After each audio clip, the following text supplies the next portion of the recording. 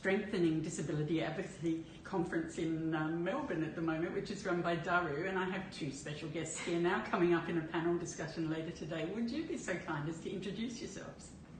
You go. My name's Ben Flynn, and I am the marketing manager for a company named Genu, and we're a big old disability organisation based out of Geelong and operating across the country. And through that, I've been fortunate to have been one of the partners in this amazing film called Jeremy the Dud, and that's how Chloe and I work together, because Chloe's our star. Oh, well, there we go. I don't even need to introduce myself, we've just kind of done it. My name's Chloe, I've got autism and I'm an autism advocate, and I was in Jeremy the Dud. Fantastic. Now, can you tell us about Jeremy the Dud? Sketch it all out for us. Oh, look, Jeremy the Dud essentially flips the world on its head. It creates a world where everyone has a disability, except for those referred to as without specialty, or duds, of which I am one.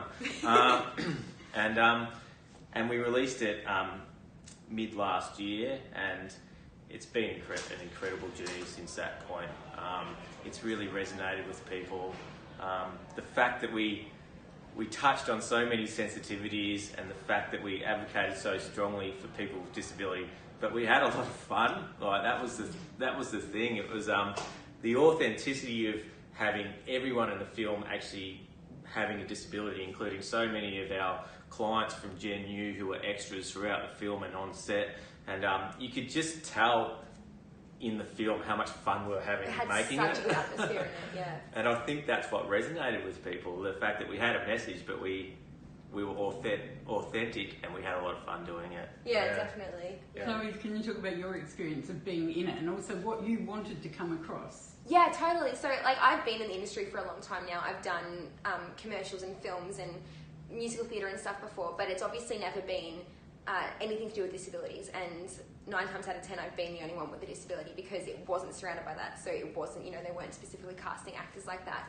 Being in a film where it is completely based upon disabilities and trying to flip it on its head and going, just because you're disabled, it doesn't mean this or this or this. It's like, no, whereas, the same as anyone else.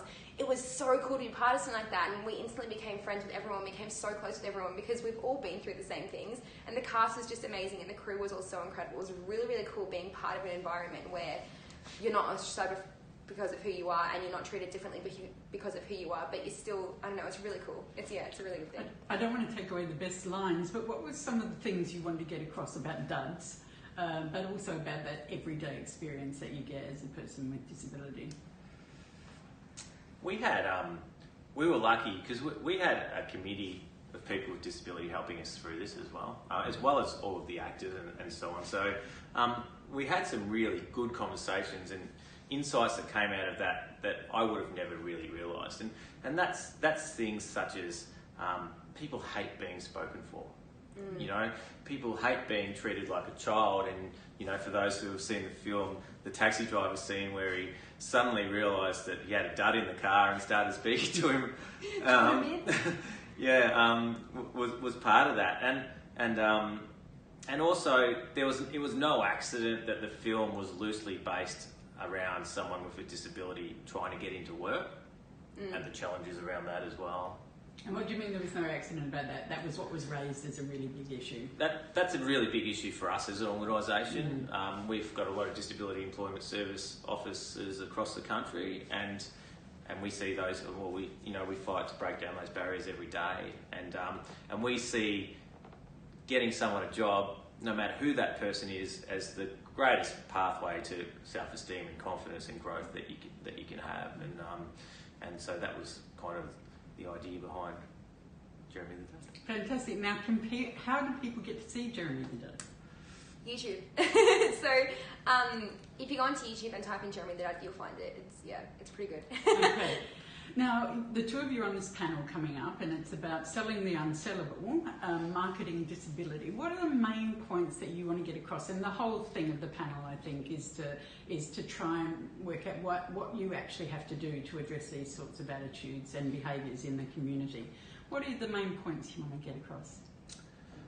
I think the more you can expose both people with disability and you know, and everyone to build an inclusive society, the better, I suppose. So for me, that's about seeing more actors with a disability on TV, or more actors with a disability in the workplace, and you know, that journey is well and truly on its way. Like, certainly since I've been in the industry for the last 6 years, it's changed tremendously, and the NDIS has been a big part of that. Yeah, it's that, I suppose, familiarity, that you know, that continuing conversation, which we feel Jeremy Dud was a part of, but not the answer to. And time. Yeah, good people with good values having the conversation over time. And Chloe, what will you try and get across?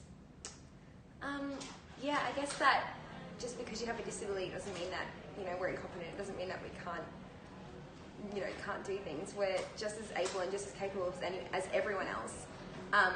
And I think it's time that the mainstream media saw that, and not just disability organisations, because it's one thing for people that are currently in the community to see it, but it's a whole other thing to actually get it out there and to actually get, you know, people with disabilities to have proper jobs and to have, you know, we're just like everyone else. Everyone's different, and ours just happens to have a name, and we need to stop stigmatisation around it. Thank you very much.